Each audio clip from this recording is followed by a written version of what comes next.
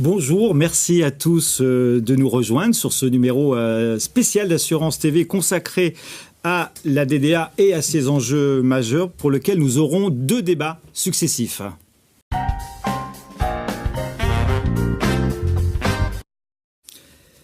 La directive sur la distribution d'assurances vise à renforcer la protection des consommateurs dans leurs relations avec tous les distributeurs d'assurance. Nous avons le plaisir aujourd'hui d'accueillir sur ce plateau en direct pour ce débat de 25 minutes Monsieur Bernard Delas, vice-président à CPR, Monsieur David Charlet, président de l'ANACOFI, Monsieur Frédéric Passier-Desvignes, Planète Courtier pour synthétiser, et Patrick Raffort, président de la FG2A. Bonjour messieurs.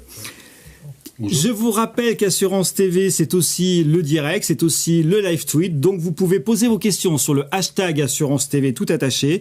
Ma première question s'adresse à Monsieur Bernard Delas.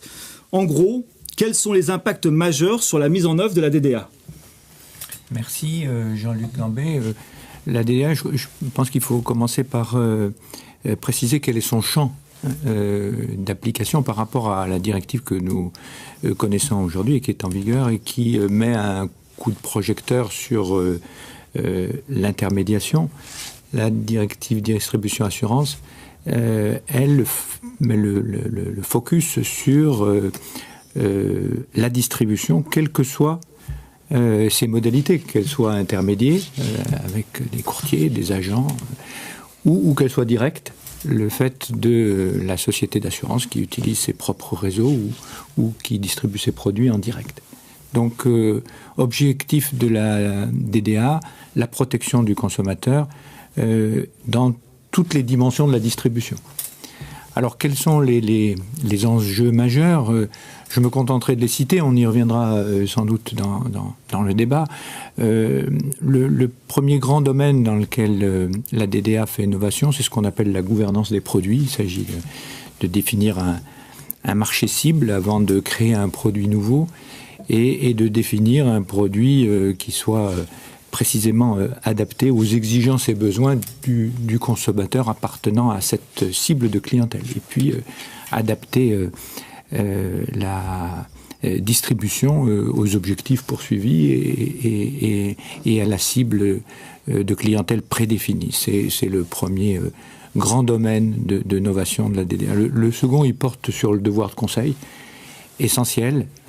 Il existait déjà en droit français, il est confirmé et amplifié dans la directive avec 3 niveaux de conseil. Celui qui figurait déjà dans notre droit, dans le Code des assurances, c'est le premier niveau. Et puis un deuxième niveau avec un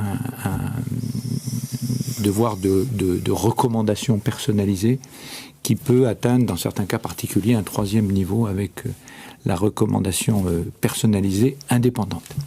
Et puis, DDA porte aussi sur les aspects de rémunération, nous y reviendrons sans doute, et d'incitation dans les systèmes d'intéressement des vendeurs et des réseaux commerciaux. Et puis, 2 points supplémentaires, l'information précontractuelle, c'est-à-dire le document qui doit être remis au client avant la signature du contrat, document d'information qu'on appelle l'IPID en dommages et le KID en assurance vie. Et puis, dernier aspect, vous y reviendrez tout à l'heure, la formation. Mais si vous deviez retenir qu'un mot, je dirais que ce qui est important dans la directive, c'est qu'elle incite plus encore que les textes actuels à agir en permanence de façon honnête, impartiale, professionnelle, au mieux des intérêts du client.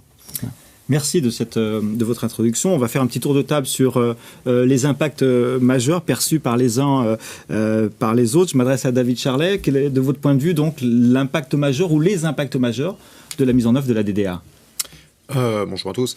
Les impacts majeurs pour nous, je pense qu'ils ont été tous assez bien listés. Sur les professionnels que je peux représenter, on imagine assez bien les impacts. Ça veut dire plus de protocoles rédigés. On ne le mesure pas, mais ça avait déjà une révolution qu'on avait connue chez les CIF en France quelques années avant, presque une dizaine d'années avant.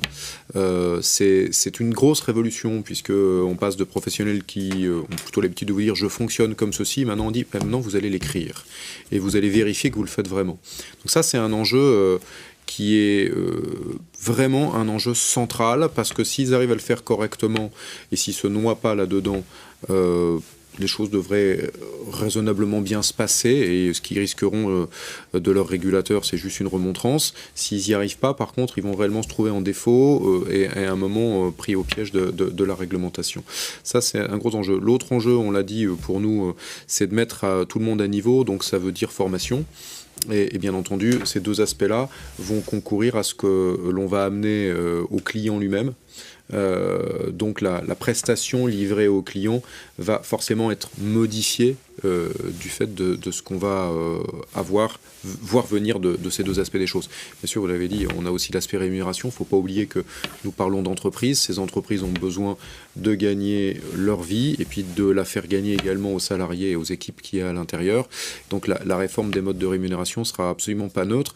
Il va pour certains falloir repenser un peu leur modèle. Alors pas forcément leur modèle de distribution juridiquement, mais en tout cas dans le schéma de pourquoi je gagne et comment je l'explique également, ce qui pour certains va être assez nouveau. Pour certains en particulier, vous avez on a tout le sujet des conflits d'intérêts, donc je dirais que plus vous serez un agent lié, moins vous serez embêté. C'est votre mandant qui sera embêté à devoir lui justifier pourquoi, mais s'il est en même temps le fabricant du produit, pourquoi ? Parce qu'il vous demande de vendre son produit, qu'il a fabriqué et vous êtes payé pour.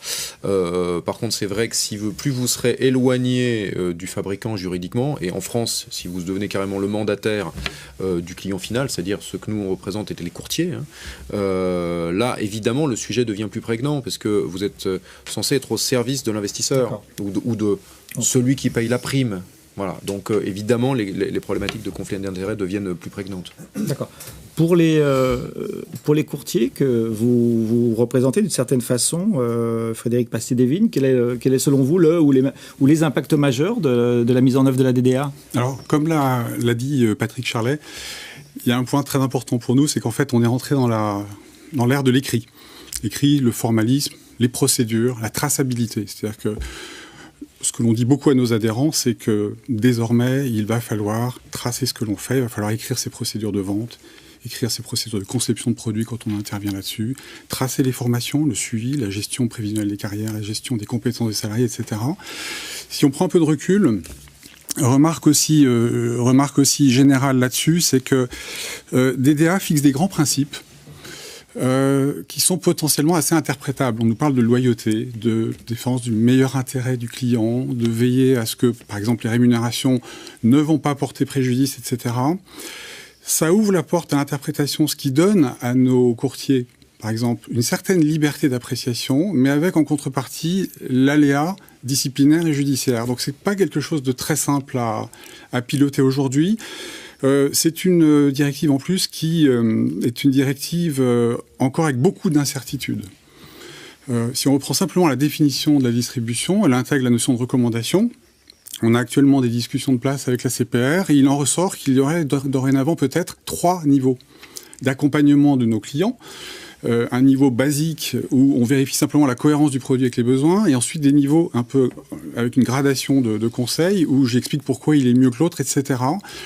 Tout ceci n'est pas très simple. On a aussi la question des rémunérations où un grand principe est posé, mais tout le monde s'interroge sur que vont devenir les rémunérations proposées, que vont devenir, en tant que courtier, comment je rémunère mes salariés, mon réseau, et en tant que courtier, comment je vais être rémunéré demain. Donc il y a beaucoup de chantiers, beaucoup de réflexions ouvertes, des portes ouvertes par cette directive, mais qui ne sont pas encore extrêmement cadrées. Ce qui est simple à gérer pour un grand courtier, un grossiste par exemple, imaginez pour le courtier de proximité qui est loin de Paris et pas très au fait de tout ça. On a un petit message d'ailleurs d'un courtier internaute qui nous dit les efforts liés à la DDA sont opaques et très lourds. Bernard Delas, vous voulez réagir avant de passer la parole à Patrick Raffort ? ce que vient de dire Frédéric? Un mot simplement pour dire qu'effectivement, le risque pour le marché, c'est d'aller vers une mise en œuvre qui soit trop lourde et mal comprise des milliers de courtiers et d'intermédiaires qui devront maintenant se référer à ce nouveau cadre réglementaire. Et donc il nous appartient d'essayer de le mettre en œuvre avec beaucoup de pragmatisme, de bon sens. Et c'est un peu l'objectif des réunions de place auxquelles vous faisiez allusion, que la CPR a décidé d'organiser pour écouter dans l'application, dans la mise en œuvre, les préoccupations du marché et pour essayer, à partir de ces matériaux que nous recueillons, pour essayer de préciser nos attentes de telle sorte qu'on ne puisse plus dire qu'il s'agit d'un système opaque. Et lourd, dit-il. Enfin, ça n'engageait que le courtier qui a envoyé ce message. Patrick, vous êtes président de la fédération la FG2A. Pour vous, votre prisme de lecture sur un ou deux enjeux majeurs de la mise en œuvre de la DDA? Alors, deux enjeux, on parle beaucoup des réunions de place. Et effectivement, que ce soit les assureurs ou les courtiers, ils sont partie prenante de ces réunions de place. Et c'est important parce que, comme on l'a dit tout à l'heure, il peut y avoir des éléments encore un peu flous, manque de précision sur un certain nombre de choses, et c'est surtout interprétable. Et aujourd'hui, on voit que la DDA fixe un cadre beaucoup plus large et qui n'exclut personne, je dirais, du dispositif. Donc la chaîne de valeur dans sa totalité est intégrée dans le dispositif, ce qui est une bonne chose. Les distributeurs, et là je parle de distributeurs sur la partie terminale de l'action, c'est-à-dire les distributeurs canaux physiques ou web, sont directement concernés avec un niveau de responsabilité qui est maintenant défini. Il existait un peu auparavant, mais aujourd'hui, il est défini et encadré. Et la FG2A donc, a souhaité créer une commission distributeur pour justement pouvoir établir des relations avec la CPR pour prendre en compte cet élément-là et ce maillon-là. Parce que on voit bien, les assureurs, les courtiers, intermédiaires et les intermédiaires à titre accessoire doivent aussi pouvoir échanger avec la CPR pour faire remonter soit des observations, des remarques très opérationnelles sur la mise en œuvre des dispositifs souhaités. Donc ça, c'était la première remarque. La seconde remarque, elle concerne plutôt les coûts de mise en œuvre de ce dispositif, qui encore une fois, je pense, est très salutaire, parce que au sein de la fédération, nous, au sein de la FG2A, depuis très longtemps, on est aussi consumer-centrique, donc ça va dans le bon sens.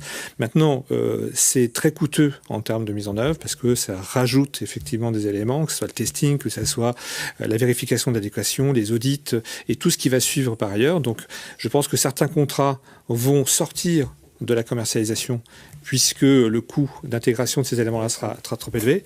Et puis le dernier point, qui est lié un peu à ça, c'est que je me pose des questions, mais ça, il faudrait poser la question à notamment aux fédérations d'assureurs ou de courtiers, c'est que je pense que la tentation risque d'être assez forte de réduire, en fait, contre la chaîne de valeur et de réduire le nombre d'acteurs. Parce que, encore une fois, on voit bien qu'une grosse partie de la responsabilité porte quand même sur le concepteur, qui, en priorité, est l'assureur, éventuellement, ça peut être aussi l'intermédiaire dans le cadre d'une co-conception. Et donc, quelque part, on peut se poser la question de savoir, dans le choix qui sera fait au niveau des assureurs pour choisir les intermédiaires, eh bien, ils voudront peut-être sécuriser le dispositif et n'avoir des intermédiaires que de premier rang. Voilà. Aujourd'hui, avec cette DDA, c'est quoi un distributeur? Est-ce que vous pourriez nous donner une précision, David, sur ce point-là? Un distributeur d'assurance, c'est... Il y a deux manières de le voir. On peut déjà le regarder d'une manière juridique et constater qu'un distributeur, tout va dépendre qui est son mandant. Donc si on le regarde sous cet axe-là, on a des distributeurs pour la partie française essentiellement, puisque ailleurs le système du mandat n'existe pas forcément. Donc ce qui d'ailleurs est une force et une protection par rapport au texte européen dont on ne se rend pas compte. Mais il y a beaucoup de pays où on regrette, quand ils font du droit comparé, de ne pas avoir votre logique de mandat française parce qu'elle simplifie les choses. Alors si on prend cet axe-là, vous avez des gens qui sont mandatés par celui qui a fabriqué, okay, et puis vous avez une deuxième grande catégorie qui sont mandatés par le client, c'est ce que j'ai dit tout à l'heure. À partir de ça, ce que l'on peut dire, c'est il semble y avoir quand même une plus forte appétence que dans le temps pour le client qui mandate un courtier, ce qui n'a pas tout révolutionné. Ensuite, on retrouve des sous-segments. Si on prend par la typologie entrepreneuriale et par la manière de travailler de tous les acteurs, et là, quelle que soit la catégorie, on va dire que ce sont des acteurs qui sont finalement assez modernes, qui sont des acteurs assez formés, qui sont des acteurs assez encadrés déjà historiquement, puisqu'on a des régulateurs depuis un moment, mais on a aussi des organisations professionnelles qui sont très anciennes, et on a tout un tissu d'accompagnement qui est très existant. Et donc, à partir de ce moment-là, on a des acteurs qui, même pour les moins modernes, sont quand même des gens qui aujourd'hui utilisent quasiment tous des outils qui leur permettent d'aller assez vite et d'avoir une capacité d'absorption des contraintes réglementaires s'ils le souhaitent. Ce que moi je trouve de nouveau en tant que patron de fédération, parce que ça n'a pas 10 ans, c'est qu'en fait ce sont devenus des entrepreneurs.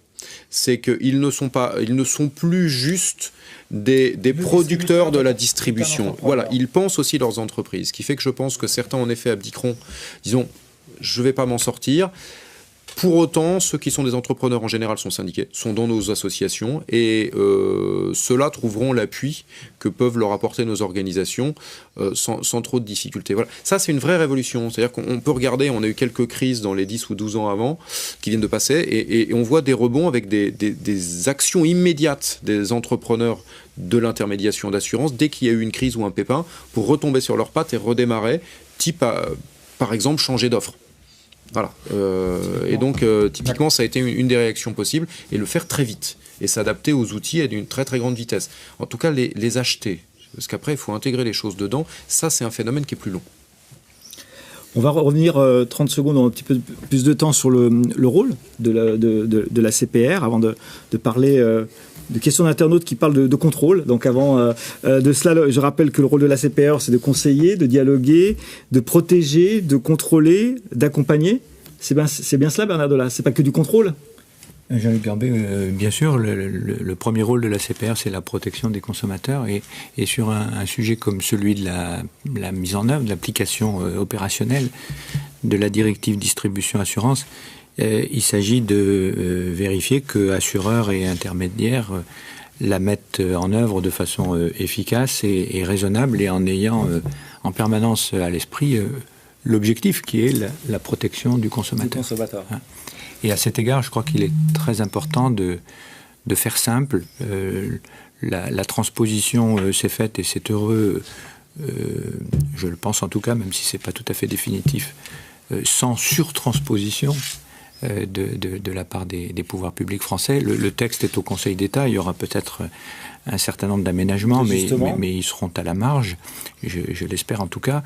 Et le but des réunions de place... Aucune certitude pour l'instant sur le sujet? Aucune certitude, tant que le Conseil d'État n'a pas fini son travail. Il a une date butoir qui est le 1er juillet.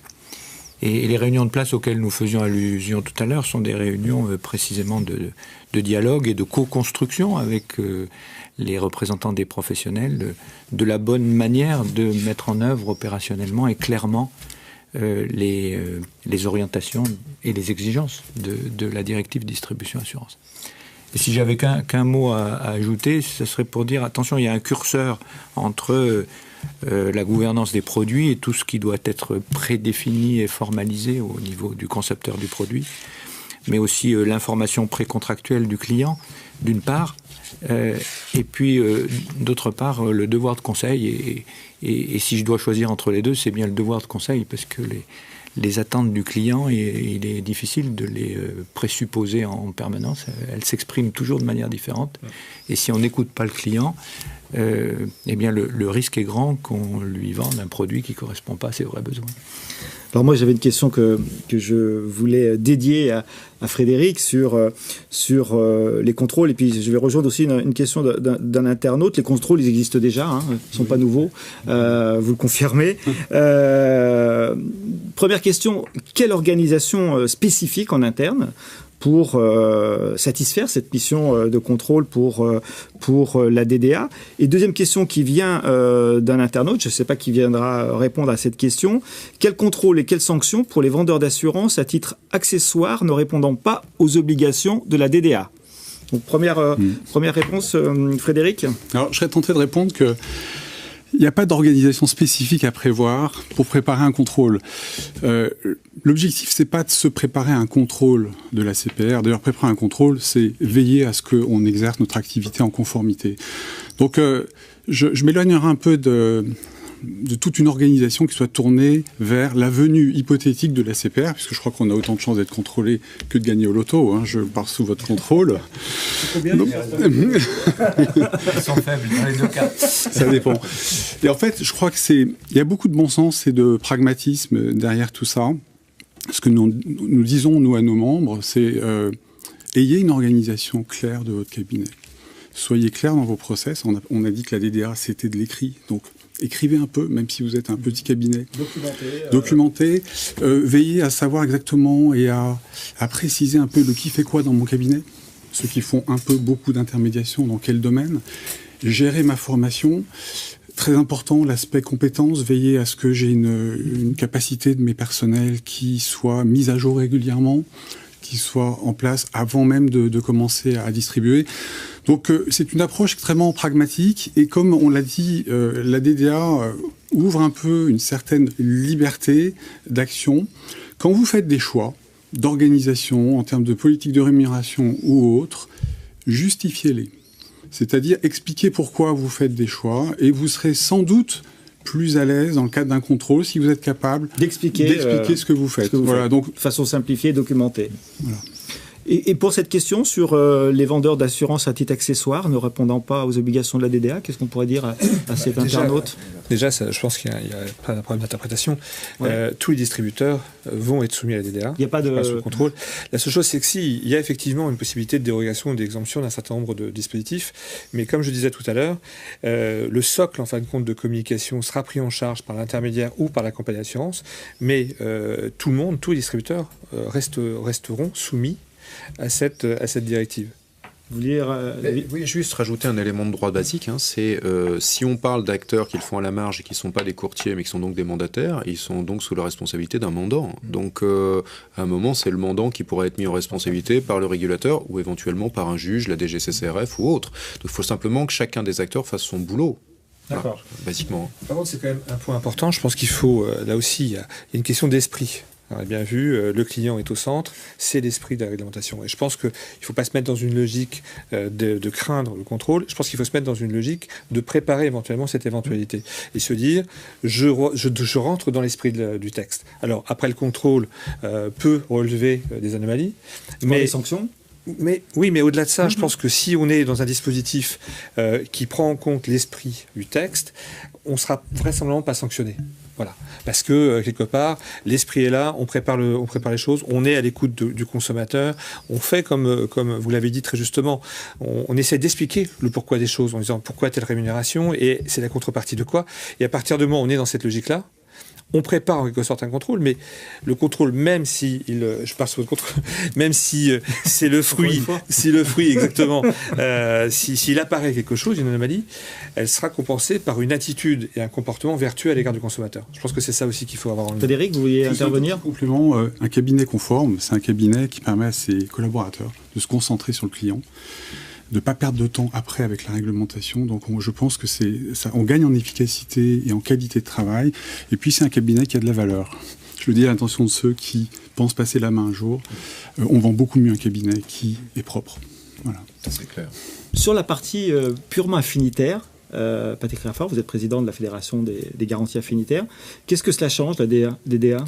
Alors déjà, je dois dire une chose, c'est que donc, la Fédération a été créée en 2012. On s'est tout de suite placé dans un cadre qui était le respect de la réglementation, mais surtout la prise en compte de l'intérêt du consommateur. Donc meilleure explication des processus qui se voulaient contrôler par des organismes extérieurs, et puis ce qu'on appelle la gouvernance produit, c'est-à-dire mettre en place des systèmes où les responsabilités sont réparties entre différents acteurs, et plus avoir de systèmes où un des acteurs se retrouve un petit peu en dehors de ça. C'est-à-dire qu'il ne porte aucune responsabilité, il ne fait que distribuer un produit éventuellement sans savoir véritablement ce qu'il fait. Donc aujourd'hui, ce qui est assez drôle aussi, c'est qu'à l'époque, on nous avait, certains disaient qu'on était trop consuméristes. Et on se rend compte qu'aujourd'hui, eh bien, la réglementation est là, elle s'applique. Elle protège le consommateur. Elle protège naturellement le consommateur. Mais ce que je voudrais dire dans ce cadre-là, c'est qu'on n'en a pas assez parlé, mais c'est une dimension européenne. C'est-à-dire que, alors ça va de soi, mais c'est que ça donne aussi des pouvoirs à la CPR de faire en sorte de faire respecter la mise en place de produits venant de l'extérieur, venant de l'Europe, mais avec des réglementations spécifiques. Il y a un pouvoir de contrôle au-delà des frontières de la France, et c'est aussi quelque part protéger notre activité au niveau national. Donc c'est important aussi que on ait cette protection. C'est des contraintes, mais c'est aussi une protection d'avoir une certaine forme d'homogénéisation de techniques de vente et de distribution dans toute l'Europe. On va devoir pratiquement clôturer ce premier débat. Un petit commentaire rapide pour l'un d'entre vous sur les enjeux concrets. En termes de calendrier, qu'est-ce qu'on peut dire? Donc, vous aviez évoqué la date du 1er juillet. 1er octobre? Qui concerne la mise en œuvre opérationnelle, 1er octobre. D'accord. Donc, on est sûr que cette fois-ci...